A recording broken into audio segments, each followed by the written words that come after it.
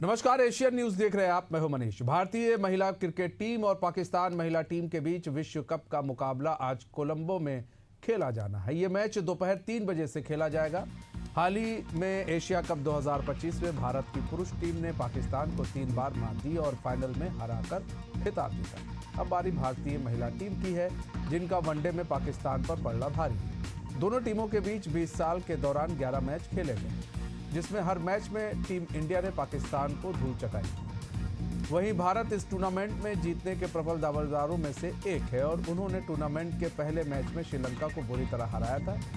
दूसरी ओर पाकिस्तान को पहले मैच में बांग्लादेश से बड़ी हार का सामना करना पड़ा था।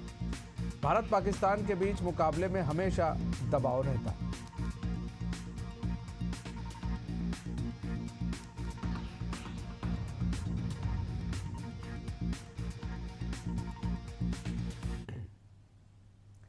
इसी बीच बड़ी खबर रायपुर से आ रही है। सीएम विष्णुदेव साय के आज के कार्यक्रम। आज रायपुर में आयोजित विभिन्न कार्यक्रमों में शिरकत करेंगे साय।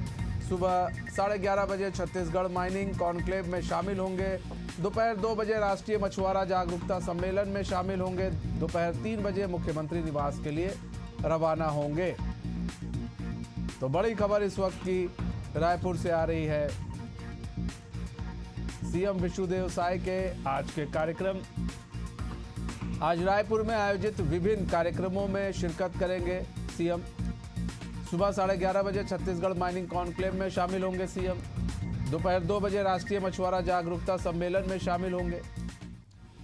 दोपहर 3 बजे मुख्यमंत्री निवास के लिए रवाना होंगे।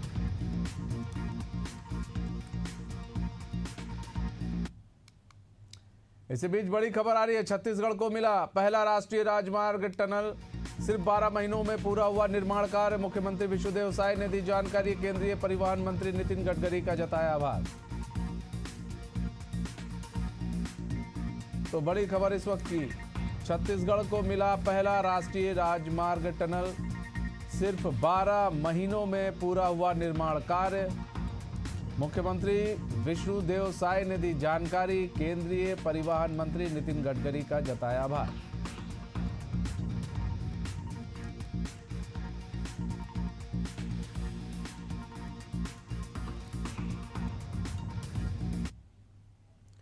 छत्तीसगढ़ में होंगे अफसरों के कॉन्फ्रेंस। मुख्यमंत्री विष्णुदेव साय करेंगे अध्यक्षता।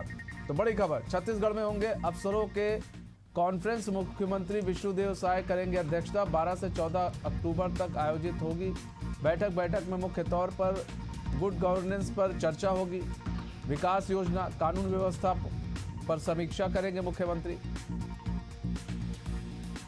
तो बड़ी खबर, छत्तीसगढ़ में होंगे अफसरों के कॉन्फ्रेंस। मुख्यमंत्री विष्णुदेव साय इसकी अध्यक्षता करेंगे। 12 से 14 अक्टूबर तक बैठक होगी।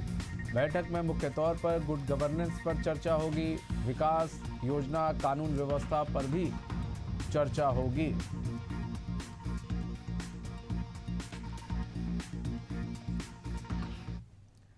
इसी बीच बड़ी खबर रायपुर से। पूर्व मुख्यमंत्री भूपेश बघेल को बड़ी जिम्मेदारी दी गई है।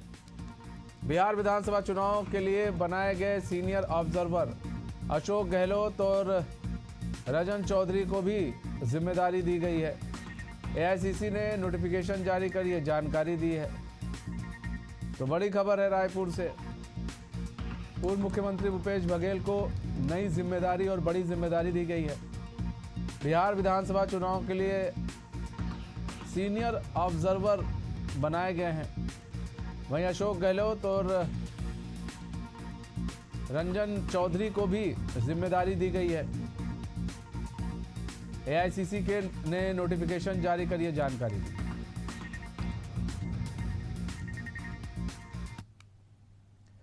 इसी बीच बड़ी खबर भोपाल से आ रही है। सीएम डॉक्टर मोहन यादव के असम दौरे का आज दूसरा दिन।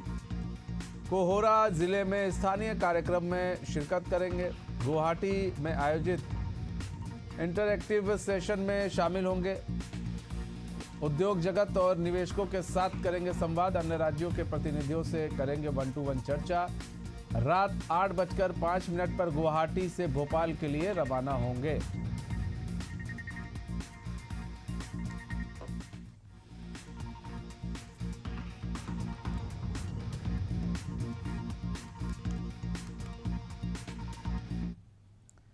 इसी बीच एक और बड़ी खबर भोपाल से आ रही है। बेसहारा गोवंश से मुक्त करवाए जाएंगे स्टेट हाईवे किनारे टीन शेड बाड़ों का करवाया जाएगा निर्माण। सड़क बनाने वाली कंपनी ही बनाएगी गौशाला।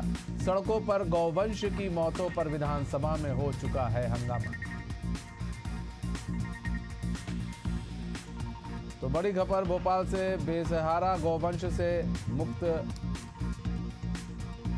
कराए जाएंगे स्टेट हाईवे किनारे टीन शेड बाड़ों का कराया जाएगा निर्माण। सड़क बनाने वाली कंपनी ही बनाएगी गौशाला। सड़कों पर गौवंश की मौतों पर विधानसभा में हो चुका है हंगामा।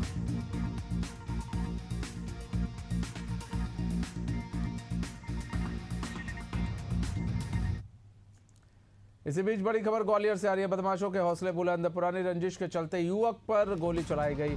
बदमाशों ने 4 राउंड फायर किए। फायरिंग में बाल युवक बच गया। घटना का सीसीटीवी सामने आया है। महाराजपुरा थाना क्षेत्र की घटना बताई जा रही है।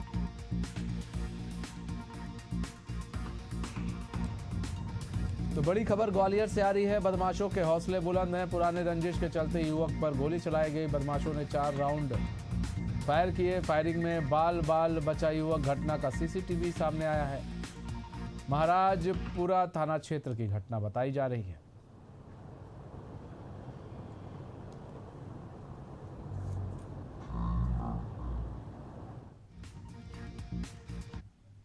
इसी बीच बड़ी खबर ग्वालियर से, पुलिस चौकी के सामने आपस में ठेले वाले भिड़ गए। महिला और पुरुषों में जमकर मारपीट हुई। मारपीट का वीडियो सामने आया। पुलिस ने मौके पर पहुंचकर मामला शांत कराया। यूनिवर्सिटी थाना क्षेत्र का मामला बताया गया।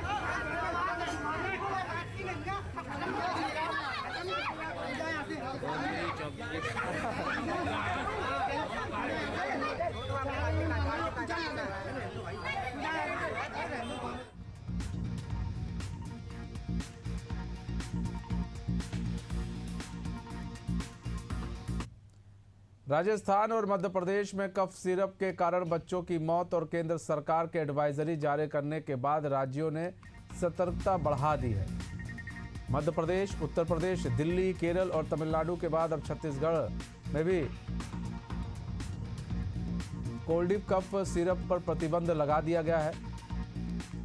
हालांकि छत्तीसगढ़ में फिलहाल इस सिरप की सप्लाई नहीं है, लेकिन फिर भी एहतियातन तौर पर पहले ही दवा विक्रेताओं को कोल्ड ड्रिप की बिक्री रोकने के निर्देश दिए गए। साथ ही राज्य स्वास्थ्य विभाग ने भी बाजार पर कड़ी निगरानी रखी।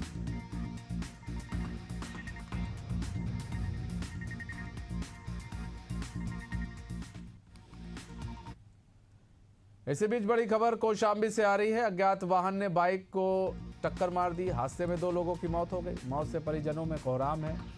करारी थाना क्षेत्र के मीरापुर मोड़ के पास की घटना बताई जा रही है।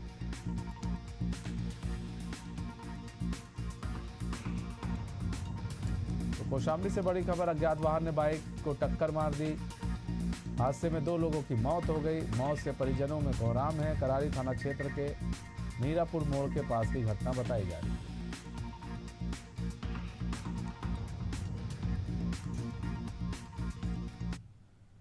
इसी बीच बड़ी खबर भोपाल से आ रही है। ट्रेनों में अपराध नियंत्रित करने के लिए 2 बड़े उपाय।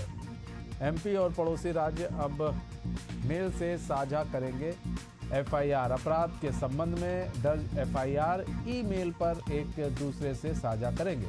अपराधी और अपराध की प्रकृति के संबंध में मिलेगी जानकारी। यात्रियों की आवाजाही के क्षेत्र में पुलिस लगाएगी सीसीटीवी कैमरे। छोटे बड़े सभी स्टेशनों में होगी व्यवस्था।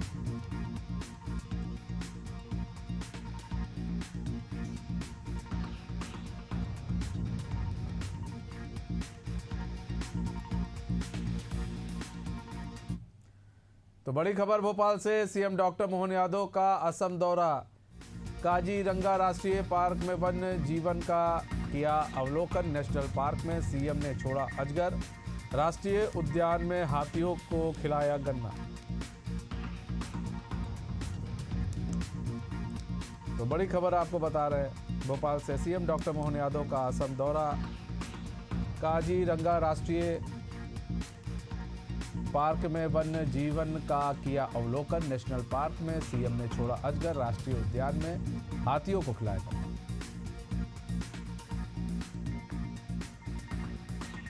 छत्तीसगढ़ में गायों की मौत पर सियासत छिड़ चुकी है। रायपुर के समोदा, खरोरा के मोहरा और आरंग के गुल्लू गोठान से गायों की मौत के मामले सामने आए, जिसके बाद कांग्रेस बीजेपी के बीच आरोप प्रत्यारोप की बौछार भी शुरू हो गई। कहीं भूख के कारण तो कहीं बारिश की वजह से गायों की मौत के बात सामने आई है। ऐसे में आंकड़ों के साथ कांग्रेस ने बीजेपी को घेरा है।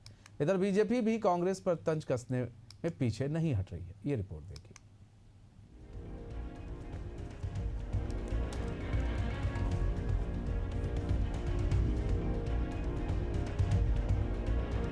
छत्तीसगढ़ में पिछले कुछ दिनों से गायों की मौत ने सियासी पारा हाई कर दिया है। रायपुर को समोदा, खरोरा के मोहरा और आरंग के गुल्लू गौठान से दिल दहला देने वाली तस्वीरें सामने आई। सिर्फ 3 जगहों पर ही 35 से ज्यादा गौवंश की मौत हो चुकी है। इन घटनाओं ने गौ सेवकों को हिला कर रख दिया है। अब मामला पूरी तरह राजनीतिक रंग ले चुका है। कांग्रेस ने आंकड़े पेश करते हुए बताया कि सड़क हादसों में 850 से अधिक भूखमरी से 1200 और जहरीला पदार्थ खाने से 200 से ज्यादा गायों की मौत हो चुकी है। खरोरा और गुल्लू वहां जाने के बाद देखे कि बेहद ही हालात चिंताजनक और आश्चर्यचकित करने वाले। वो ये कि वहां गायों की मौत भूख से हुई है। उनको खाने के लिए दाना या चारे की व्यवस्था ही नहीं है।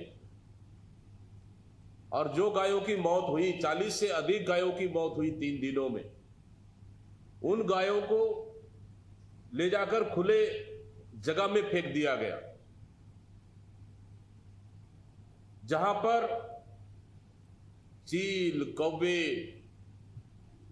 और अन्य पशु पक्षियां खुले रूप से नोच नोच कर खा रहे हैं। मतलब आप देखेंगे विभत्स घटना है, दिल दहला देने वाली घटना है। मतलब इससे बड़ी क्रूरता क्या हो सकती है। कांग्रेस जहां गौठान को बंद करने का आरोप लगाते हुए मौतों के लिए बीजेपी को जिम्मेदार बता रही है, तो वहीं बीजेपी मामले को लेकर नीति बनाए जाने की बात कह रही है। सांसद बृजमोहन अग्रवाल का कहना है कि कांग्रेस पहले अपने पाप धोए। हमारी सरकार गायों की सुरक्षा के लिए नए गौधाम बना रही है।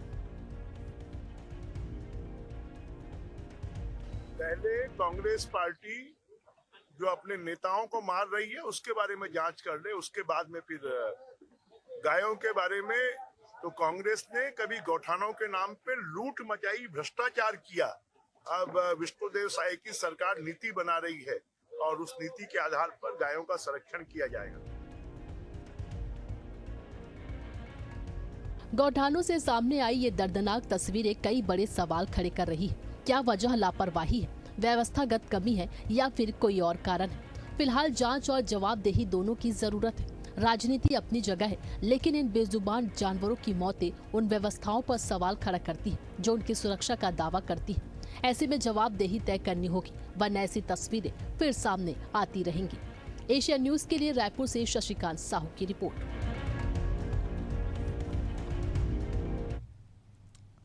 छत्तीसगढ़ के रायपुर में एक बुजुर्ग की आंखों से छलकते आंसू और चेहरे पर आई सुकून की हल्की सी मुस्कान।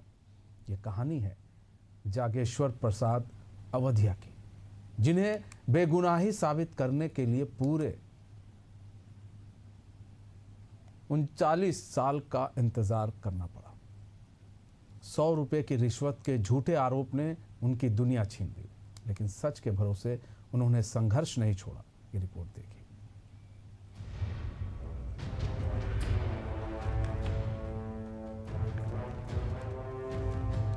Jageshwar Prasad Awadhiya Madhya Pradesh state road transport corporation Raipur में बिल सहायक थे। ईमानदारी उनकी पहचान थी, लेकिन किस्मत ने उनसे बड़ा खेल खेला। साल था 1986। कर्मचारी अशोक कुमार वर्मा ने बकाया बिल पास कराने का दावा बनाया। जागेश्वर ने नियमों का हवाला दिया और मना कर दिया। अगले ही दिन रिश्वत के नाम पर 20 रुपए लाए गए, जिसे उन्होंने गुस्से में लौटा दिया। लेकिन उसके बाद जबरन उनके जेब में नोट डाले गए और उसी पर विजिलेंस की टीम ने उन्हें पकड़ लिया। एक साजिश जिसने उनकी जिंदगी के 39 साल निगल लिए।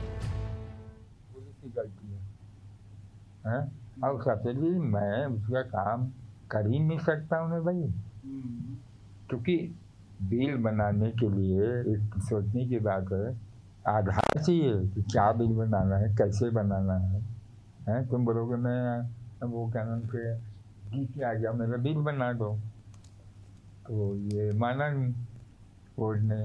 अब वकील जो भी था सरकारी वकील, वो भी वैसे बोल दिया। जेब में इसका पैसा वो पीछे आया, मैं बता रहा हूँ, ये जो मैं यहाँ से निकला घर से और ऐसे जाके इधर आजाद चौक तरफ मुड़ा हूँ, 10-20 कदम गया हूँ, वो पीछे से आया, मेरे जेब में उतार दिया। अब मैं कोई भी होगा, कौन है क्या ऐसा उंगली को डाला था, एक आदमी आया चाहिए, चलो मैं विजिलेंस वाला हूँ, पार्टी वहाँ खुली चौक में ले आए, वहाँ 2 गवाह ला के खड़े थे। 2004 में ट्रायल कोर्ट ने जागेश्वर को भ्रष्टाचार निवारण अधिनियम के तहत दोषी मानते हुए 1 साल की सजा और 1000 रुपए का जुर्माना सुनाया। यह फैसला उनके जीवन पर भारी पड़ा।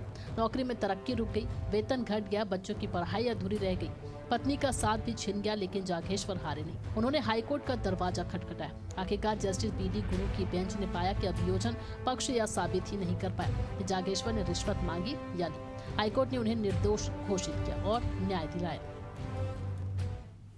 अधिकारी के पास क्या है, वहाँ CID की खोल के रखा है, वो राज्य पर उनकी ऑफिस खत्म हो गई, वहाँ ऑफिस जो है पेंट्री में और अमानाका में, रावामाटा में RT ऑफिस हो गया है। एक अधिकारी यहाँ बैठता है जो पुराना हेड क्वार्टर है, पुलिस ओल्ड हेड क्वार्टर अपना राजभवन के आगे आखिरी में वो बैठता है, वहाँ पे CID के नाम से, क्या छत्तीसगढ़ अधोसंरचना विकास निगम, वहाँ बैठते हैं। उसी को हम लोगों सब भुगतान का पेमेंट का मतलब जिम्मेदारी है।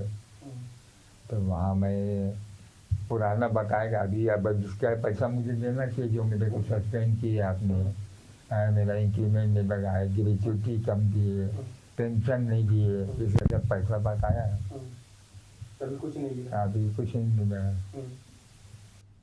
स्कूल में जाता था तो सर मुझे भगाते थे कि तुम्हारे पास ड्रेस नहीं है, तुम क्यों आ जाते हो स्कूल, ड्रेस पहन के आया करो।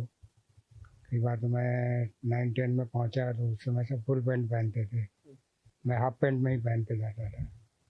तो सर मुझे डांटते थे, ये क्या है, तुम इतने बड़े हो गए हो, तुम्हारा बाप तुम्हारे लिए एक फुल पैंट नहीं बनवा सकता है, कभी कमीज नहीं रहता है तुम्हारे पास, कभी पैंट नहीं रहता है, ये क्या तरीका से। तो स्कूल से फिर जाओ, आप बोला इस स्कूल में क्यों पढ़ते हो, इस टाइप से मुझे डांटते थे। न्याय की उम्मीद और संघर्ष की ये लंबी लड़ाई न केवल जागेश्वर प्रसाद अवधिया की ईमानदारी को साबित करती है, बल्कि ये भी दिखाती है कि सच चाहे कितनी भी देर से सामने आए, झूठ के पर्दे को आखिरकार हटा ही देता है। 39 साल बाद उन्हें बेगुनाही का जो फैसला मिला है, उसने साबित कर दिया कि इंसाफ भले देर से मिले, लेकिन मिलता जरूर है। आज उनकी आंखों में वो सुकून है जो बरसों से छिप चुका था। ये कहानी उन सभी के लिए मिसाल है जो हालात और मुश्किलों से लड़ते हुए भी सच का दामन थामे रहते हैं। एशियन न्यूज के लिए शशिकांत साहू की रिपोर्ट।